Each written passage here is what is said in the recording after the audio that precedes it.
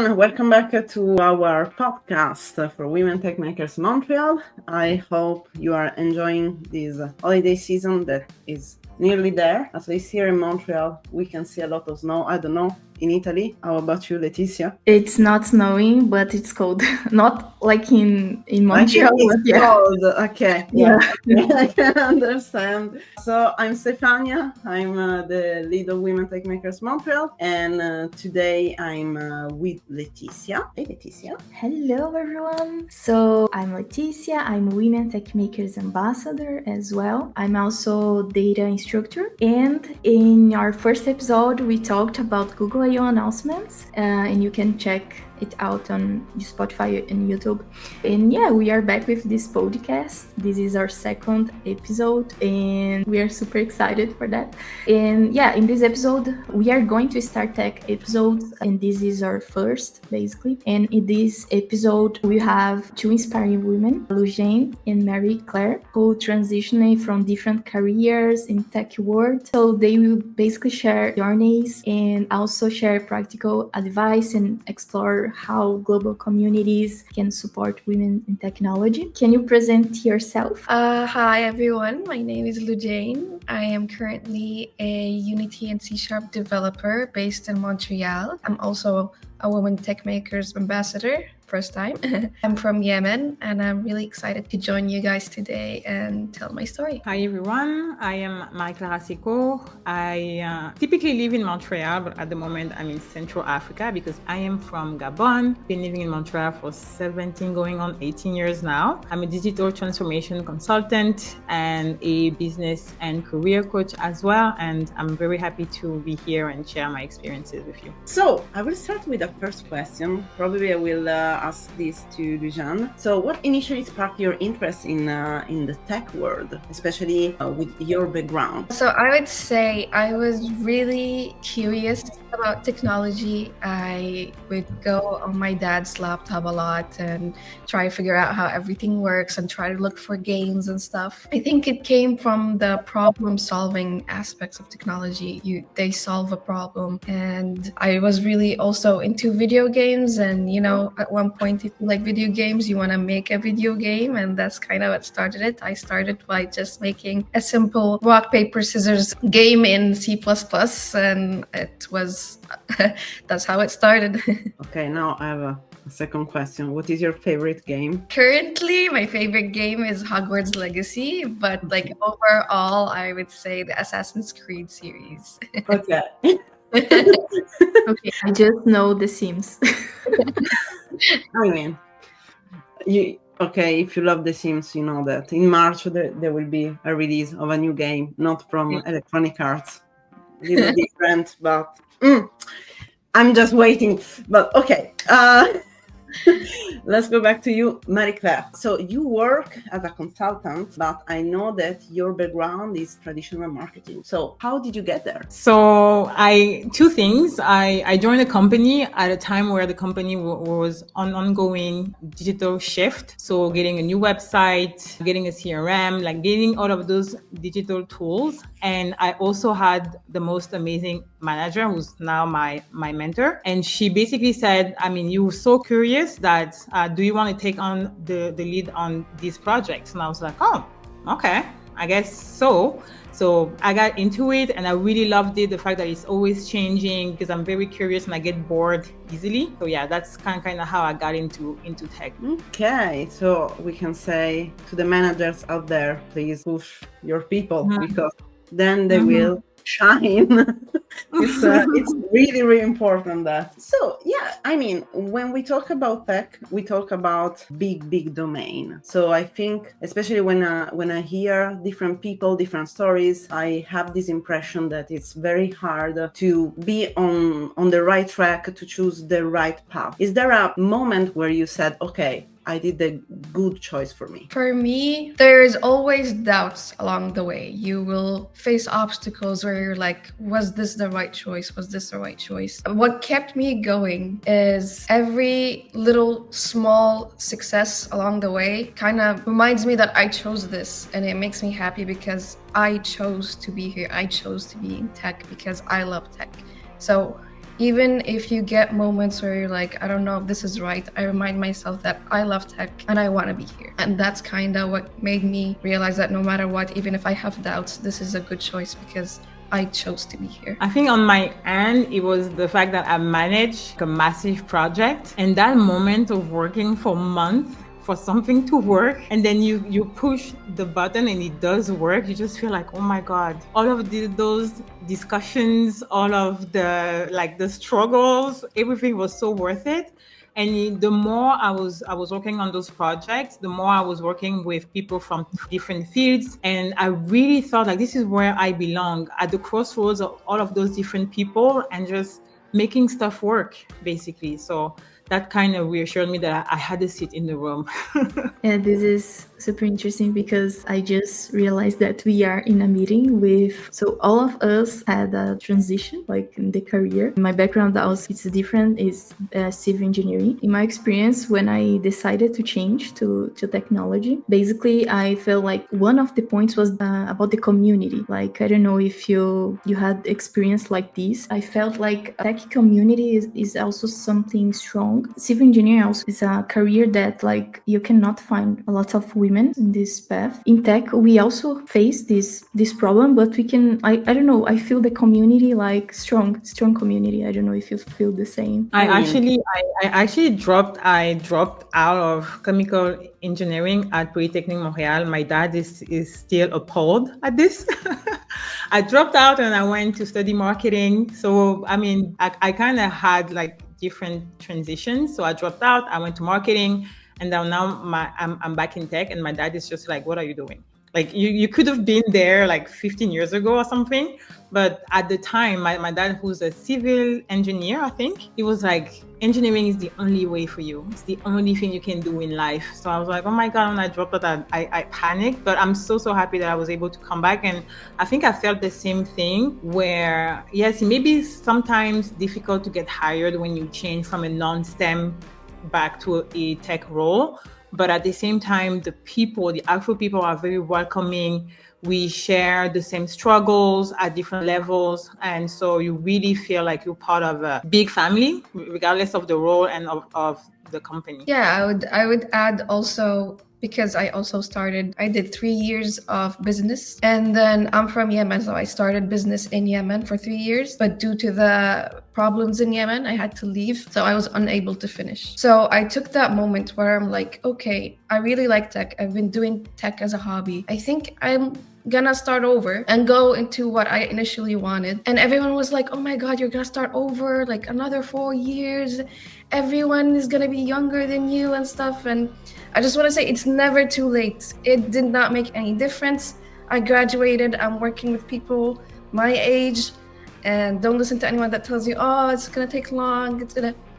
Don't do it. Like, just do it. Really, 4 years went like that, and I'm right where I wanted to be. Yeah, this is something. And like, just continue the question, like both of you faced like barriers, like Lujan, like moving to Canada during time of conflict, and Marie-Claire observation that companies still hesitate to hire women without technical degrees. So how did you each overcome these setbacks, and what kept you moving forward, and like what specific skills or research were most helpful for you to overcome these barriers? So for me, it was hard. Of course, I'm not gonna sit here and be like, oh, I was passionate, it was great. There was a lot of moments where I did want to give up, a lot of moments where I'm like, this is harder than I thought and stuff. But I think having a good support system, like I had my family, my friends saying, oh, come on, like you've made it this far, you have one more year, one more semester, one more this. I think having positive voices that will cover any negative voices really helped a lot for me. And as I mentioned before, just if you really want something, you have to remind yourself along the way, I chose this, I really wanted this, and that really helped for me. I would say a little bit like what you said, Laetitia, is I was focused on the long term because it's not a matter of how qualified I think that I am or that people think that I am. I'm literally doing something that I'm passionate about, and I'm probably going to have to wake up to do that job for the next 35, maybe even 40 years. So I was just thinking I need to push through. I need to continue learning. One thing that I would say is mentors also made a lot of difference for me, just reaching out to them and getting reassurance from people who in different tech roles that you have the mindset that it takes. You may not have like the very technical skills that some people have, but you do have the mindset. You're very quick to learn. So just that reassurance that you can do it, and that one of my mentors told me, basically, if they don't want you, it's not you problem, it's a them problem, basically. So at that point, and also because I was leading and delivering those projects, those bigger and bigger projects, I was reassured that I may not have the skills, but I'm able to learn. I'm able to manage massive projects, stakeholder management, all of those things. So I have those transferable skills that are only getting strengthened through the project. And then I'm adding on to those skills, technical skills that I'm gaining along the way. So it's really a matter of just being sure that there is no plan B. This is the only plan. The only plan is to succeed in this, no matter how long it's going to take, because even if it takes a long time, what is 4 years compared to 35 at the end of the day? Yeah, it's true. I mean, it's. I think we can all share these words that you are telling us, because if I think about also my experience, as Laetitia mentioned, my background was not technical at all. I started with linguistics and foreign languages degrees, and I was like, okay, I would like to do something weird. At the time, there was not a lot about artificial intelligence, and I proposed this thesis about that. Of course, I had some people were excited. They were like, I don't understand what you're doing, but wow. It was not ChatGPT or other stuff. It was something a little more statistical basis. There were people that were like, oh no, but you are ruined your career, basically, because it's something new. You won't be able to find a job. And kind of feel the same when I finished my PhD. I did a lot of years in research, and at some point I was like, okay, I want to switch in the industry, and I went to video games. And they were like, oh no, you will start from zero again, blah blah. I was like, I don't care. I mean, I really like what I do, and honestly, it was so fast. So it's like, one thing that, however, I saw during all my transitions, because I went from industry to industry, because I'm a very curious person, and Marie-Claire, I'm like you. It's like, I get bored so easily, so I want to learn things new. It was that basically every time, especially when I was, there were two typical roles that were not done by women, or it was very hard to see women there. One was like the high management roles, and the other one was, for example, programmers and development. For me, it was really shocking, especially when I went to the video game industry, because almost, I will say, 95% of developers were men. I was like, why? And I never understood that. And I was wondering if you ever experienced that during your careers. For me, I have worked so far in 4 different teams throughout the past 6 years, and every single one I've only been the only girl. So it was my only experience. And at first, you feel, even though everyone is so nice, my team was always so nice, the guys were always so nice, no one would really point out the obvious, so it's fine. But no matter what, psychologically, in the back of your head, you're like, I'm alone. And that kind of makes you doubt yourself. You're not as confident as them. You're not as comfortable as them. Even if you have the skills, you have the skills, there is a voice in the back of your head that tells you, oh, you're the only one. What if they are secretly judging you? What if you're not good enough? What if you're not good enough and you're a diversity hire, right? There's a lot of people say, oh, they hired you just because you're a woman and they need the diversity hire. It's not about your skills. But yeah, it's really hard. But I find that because of the people that were around me, the guys, they didn't push me down. And I tried to push myself up. That if no one really said anything to me, there's no reason for me to think those thoughts. And always, also, something that women make the mistake of is we always feel like I have to prove myself.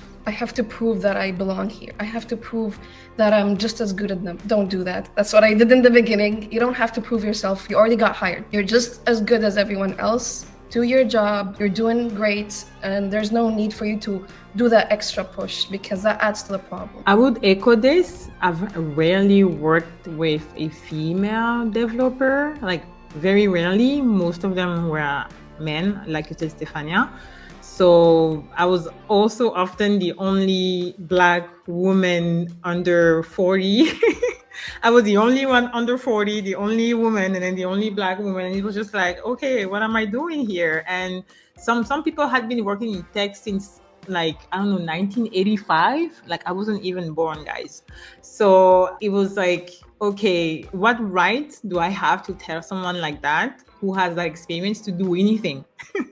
Like, I would disqualify myself, but finding allies in the workplace really helped. And the way that I did is basically, I kind of confided in someone, and I said, like, I'm so sorry about asking you this. And he said, hold on, you've been hired. You're already hired for a reason. And from what I've seen, you know the job. So you don't have to, like, the things that you do, I have no idea how to do those. I don't want to learn how to do them. So I trust you, and I've seen you working, so I know that you know what you're doing. So don't apologize, just tell me what you want, and it's going to be fine. And I was like, oh my God, validation from someone who has 25 years of experience. And so finding those people in the teams that I was working in really helped me to, again, build that confidence and stop listening to the voice of self-doubt. And I remember going to a conference where I think it was the global head of corporate something of a massive business. And she basically said that every promotion that she got in her life,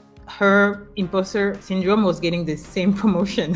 So I was like, oh my gosh, like, never stops. It never stops. It's always going to tell you, you can't do that. You're not allowed to do that. You're not legitimate to do this. So stop it.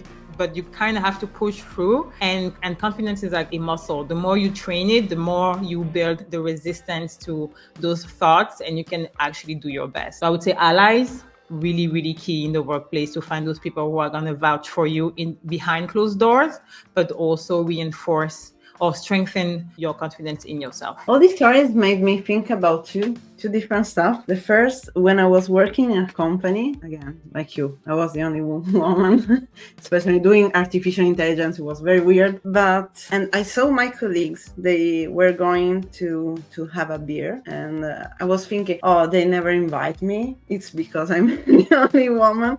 But at some point, I asked them. So I think this is something that I will always repeat. Take your chair and please sit with them. Take your own personal chair and sit with them. But yeah, I asked them, I was like, why am I not invited? Is there a reason? And basically the reply was, honestly, we were not sure to invite you, only because since you are the only woman, we were not sure if in some way we will offend you, because we don't want to put you in a weird situation where you are the only woman in a group of men that will drink beer. I was like, oh wow, okay. And I never thought about that. So in some way, there was also some sort of protection that I was not expecting. I was like, I don't care, I will come with you in any case. So yeah, and the other thing that I was thinking too is there is I don't remember now the name. But in any case, it's an author, and one thing that he will always say is that nobody really is interested in what you do. Like, sometimes we think that other people are thinking about us 100% every moment. It's not true. It's only in our mind. So, like, we tell us stories, but they never exist. So yeah, people that are listening to us, think about that. Okay, everybody has a life. No worries. Okay. I wanted to also add something, because I have a similar situation, because it's the same. Like, for example, if everyone at work, they're all guys, they're sitting together at lunch together. At first, you want to like sit and wait for someone to be like, hey, join us. But you have to understand that men just don't do that. But I find that every time I go and take my chair, as Stefania said, they're very welcoming. You just have to do the first step. And they are most of the time just really shy. They have no experience working with women, so they don't really know what would offend you, and they don't want to offend you.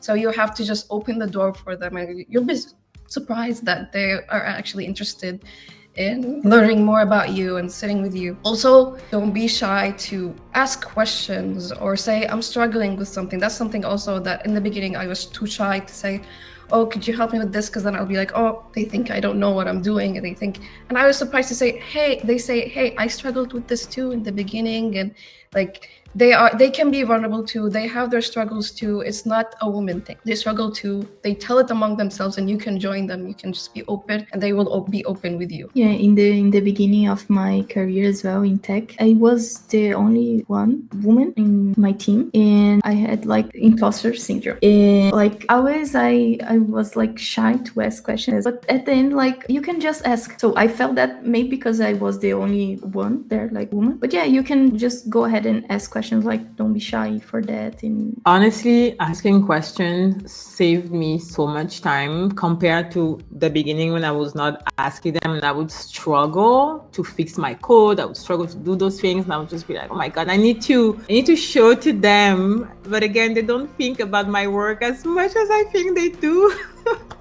And so I would struggle, and I would ask someone who would fix something that I spent 3 hours on. They would fix it in 5 minutes. And I would just be like, oh my God. And I was like, I've been struggling for 3 hours. And my colleague was like, you could have just asked. That was it. You should have just asked anybody to help. So asking questions will save you time. I like to think of it as sharing the load sometimes. Like, you don't have to find all of the solutions. And that goes for women, both women and male. Like, you don't have to have all of the solution in and of yourself. So definitely asking questions is going to save you so much time. You're going to make new mistakes that have never been made before, but it's going to save you time for the past ones. And plus, you will cut the distances, because sometimes for fear, we try to do everything on ourselves. And in some way, we don't want that for sure, but we auto-labeling ourselves as the outsiders at some point. So it's a sort of bias that we are also feeding in some way. And then we don't understand why. So yeah. I mean, it's an interesting thought, because it's a lot of work also on ourselves, and also on how we approach other people. I have a question. So I think it was 2 weeks ago, I went to a conference. At some point, one of the speakers, she said, basically, I prefer, if I have to choose between having a very good fit in my team or in the company, or a very good, knowledgeable person, I will prefer always the fit, because I can really make sure that then the training, everything that is missing, I can then fill the gap. It's not a problem. What are your thoughts about that? And how the companies that you work for, or that you were observing, how do you think they handle that? I've heard that from hiring managers as well. They don't just ask about, oh, what can you do, or do a tech test as well. They also ask about you as a person. They ask, how are you in the workplace? Because that's also something that they worry about when they're bringing a woman into a team of men. They are scared that you might ruin the dynamic. People might feel awkward. People might feel like if you're shy, then everyone is shy around you. If you're confident, then everyone is confident around you. So they do care about these things. And I do agree, because the team dynamic can be easily shifted. So if you can bring in good energy, I think that's also very valuable. You should not just focus on my knowledge, because that's also I wouldn't say it's a woman thing. Developers in general focus on the skill and don't focus on their social skills, which are a big contributor to building a product. There's a lot of teamwork involved, and you have to be social. Sitting in a corner and doing your code is not enough. And I think that's something that as women we have an advantage in, because women are more social than men. So I always use those skills as well, and I think it helped me get into a lot of places. On my end, I almost didn't get a job once because I was too shy during the interview.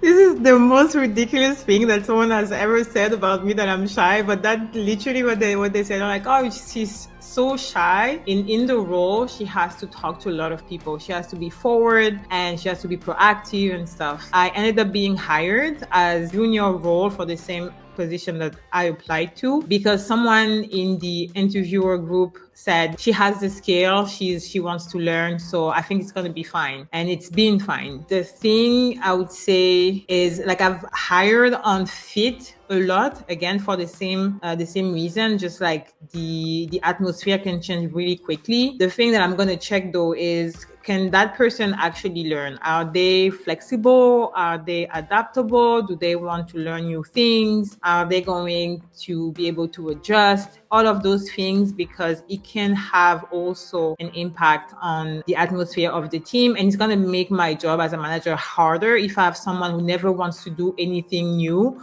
or who never wants to do a task that is not in their job description. So I would definitely hire on fit as well. And also because tech is changing so much that I also need someone who's able to keep up. And just, there are new roles, new jobs being created, new people in teams as well. So you need to be able to work with a more diverse group of people. So yeah, I would definitely, not in all cases. I've had cases where I wasn't hired because they said that they were looking for someone who was ready to go because they didn't have the runway to train someone. So that I understand. But other than that, you want someone who's going to mesh with the team very well and who is flexible and like able to learn. Now talking a little bit about so we are here, women, we are talking about career and all these things. And so basically, what advice or words, encouragement you can give to women that are facing similar challenges? Can I make it more spicy? You can give 3 advice, but with really short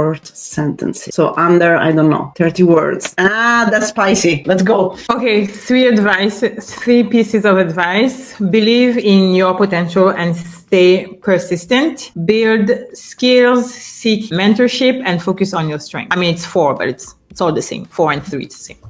I would say be stubborn, mentorship as well, and have a good support system. Yeah, to have a support, it's, I would say the same, because it's really important, like, to have someone that believe in you as well and like can give advice for you. And I think this is super important. Now talking about like reflecting about your journey, like there are some specific programs, communities or research that helped you in your transition, like course or website or something, or a community that helped you in your transition, with a practical advice? For me, well, I started with YouTube, the classic, just tutorials on YouTube. I think you don't really need to, because a lot of people are like, oh, I need to pay for a diploma, start by YouTube, just open a video, follow along. And after that, I actually joined Google developers group Sanaa in Yemen. And I think that really helped because at the time I was still in business, so I didn't have a community. And then I found that and it helped a lot. And people that were there also were not necessarily from a tech background. They were just interested as well. And they found a way to like apply their hobbies in something. And also, I think the thing that really helped a lot is before I came to Canada, I applied for the Women Tech Makers Scholarship. And that actually helped get me to Canada because I actually ended up winning the scholarship. And on that note, I would like to also share that we talk about,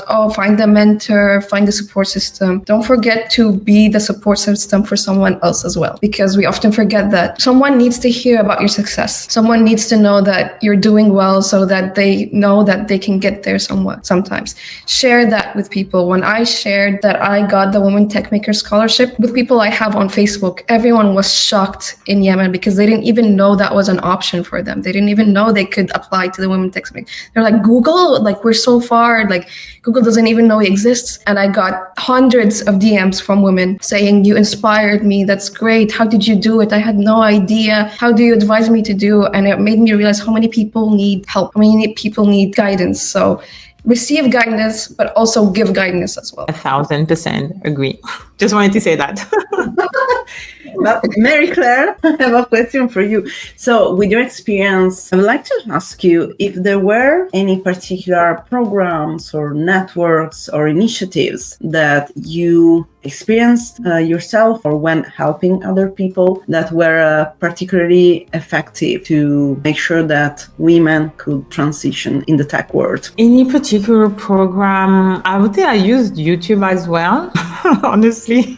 It's a boring answer, but like I basically just thought of a project to build, and then I was looking, every time I would get stuck, I would go on YouTube and find how to actually get the project done. One thing that some women neglect is that in Canada, most of university have a women association. They have mentorship programs, or they also have diversity associations. So you can have access to mentors from your industry based on where you are at in your career. So that's definitely something that I use. Some workplaces also have mentorship program where you're going to be matched with someone who's higher up. Typically, it's going to be a woman as well, just to someone to help you navigate the organization. Other things that I've used, I would say your employer probably has some type of, like, not a scholarship, but just like funds that you can use to go to events to get some training. I've used that a lot as well. What else? Like, I'm not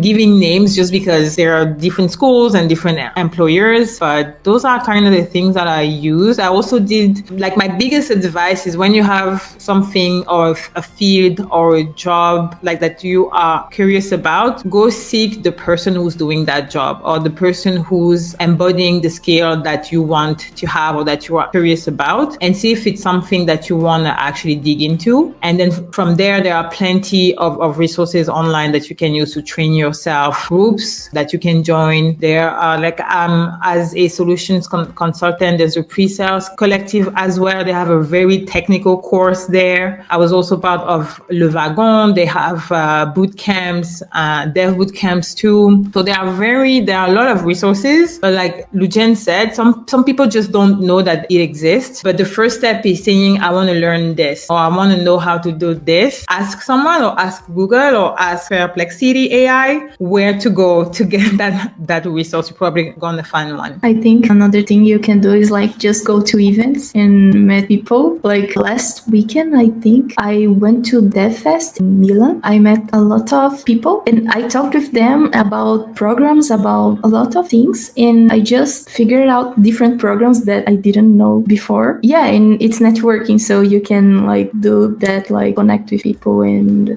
this is what we are doing here. We are connecting with people. So yeah, go to events, do networking. On my end, honestly, one thing that I can recommend is today we are lucky enough that there is not only I will talk about AI because I'm there, but there is not an AI community in Montreal, but there is a global AI communities. So probably I will suggest, if you are comfortable with that, because sometimes it can be time consuming, I can understand, but just subscribe to Discord and find your communities, because sometimes you will have people to talk with. If you are stuck in a problem, you can start a new project as a hobby with those people. Sometimes they also post jobs in their companies. So you can basically make sure that you know before everybody else that there is that job, and maybe you can ask to those people to help you get that job. So, I mean, we have so many tools today that we can use, which is, I find every time I find it very, very, very, very exciting. Okay, so I know that Laetitia had in mind another question, but I'm changing.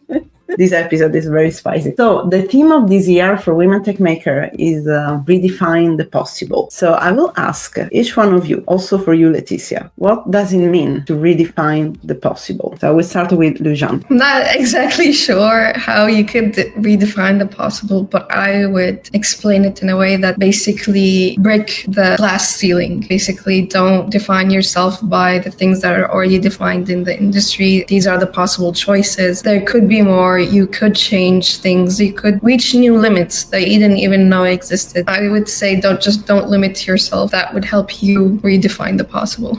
So I am a fervent advocate of women empowerment, and I really do believe that women are wired differently. So the more women we can empower to tap into their potential, the more we are going to unlock potential and new opportunities in tech. I really believe that women, if they are equipped well, and if they know that, because if they know that some roles are available to them, that being in tech does not mean being super technical, does not mean coding 5 days out of the week. We think that if we give them more room, if we feed the creativity of women as well as to what is possible, we can really combine the empathy that I would say that women, or at least the ability to think about many different things at the same time that women have, with strategy in tech. I think it's really gonna make a difference. So that for me would redefine the possible, because the possible is the concept that's accepted by everybody at the moment because of the information that we have now. But by bringing more people around the table and equipping those people, I think they would contribute to redefine what is on the table. I think we can redefine the possible by transforming challenges in opportunities, building inclusive space, like empowering people, inspiring people. This is what we are doing here, transforming challenges into opportunities. And you, Steph? For me, I think it will be more a personal journey that I started. I would say the concept of possible is something that changes every time. So not only in what we do, women, but also in our life, also in our personal life. Let's stop for a moment when we try to avoid something, or when we are stuck in our routine, and let's think about, like a child, let's think about, is this the only thing that I can do? Like, I don't know. In my case, as an Italian, usually did my Christmas tree around the 7th of December because it's a traditional Italian stuff. And this year I was like, you know what? I will start on November because I like Christmas time, and every time I start so late that I cannot. And after Halloween. Exactly. No, I still need to work about that. Another stuff that I recently do, even if there is no, I'm from Italy. I'm Sicilian, so like it's so cold here in Montreal for me. I decided to go to the pool and trying to think about, okay, I can touch water and swimming even if outside there is snow.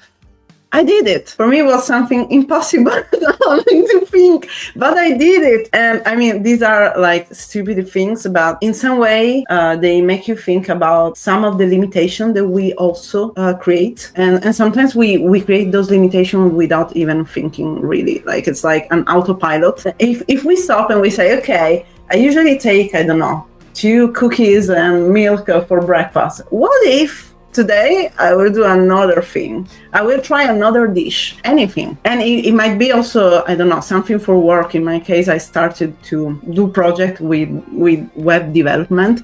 I never touched web development, but why not? I will find a way, my way. So for me, this is how I can redefine the possible. Okay, so thank you all. Thank you for being here for this episode. It was so fun. I really liked all the discussion that we did. And I think that people out there that are listening to us, they will so happy to listen about everything you said, to think about what you said, to probably change something in the reality, to change what is possible in the reality after your words. So thank you very much for your suggestion and your stories. So I want just to say that, so this podcast has just started. We are just trying to make sure that we will have an episode every month, and this will be the case. So we finally had all our speakers for 2025. So I think we'll be able to do our podcast. And we will do a lot of different themes. So I just want to reassure people, no worries, it will not be only with like AI stuff. We will thinking about healthcare, military, engineering, cybersecurity. a lot of things we will be discussing. We are also going to post this podcast not only on Spotify, but also on YouTube. On YouTube, you will find also some tutorials, because we just started also another series of videos about how to do stuff, and again, not only AI. So check it out and stay tuned. April 5th, Montreal. We are going to do our 10th year of Women Tech Makers International Women's Day in Montreal. So it will be a big anniversary. Yeah! So stay tuned, because from December we are going to ask people to become our speaker for the event. So it's your opportunity. The stage is yours. Thank you all. Any final words? I would say thank you for allowing us to be with you today. I, for one, also got inspired. It's always so refreshing to hear other women go through the same thing you are going through, and to know that you're not alone. So I had a lot of fun, and nice to meet you all. On my end, I want to thank you as well. I'm not going to cry, but I'm just, again, as inspired as well. I love those moments where we are, again, reminded that we're not alone.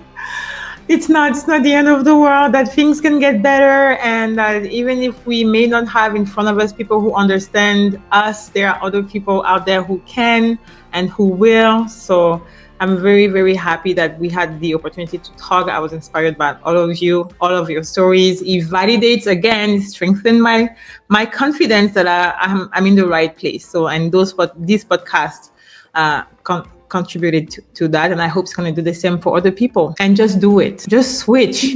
Thank you, girls. I love this conversation, really. At the moment, I was almost crying, because I was just thinking about my life and my career and all these things. So thank you for talking about your journey, inspiring people. And yeah, thank you, everyone. And sorry, I was almost saying in Portuguese and also in Italian. Ciao. Ciao. Ciao. Ciao. Ciao. Listen, women are taking over the world, but we're not going to say it too loud.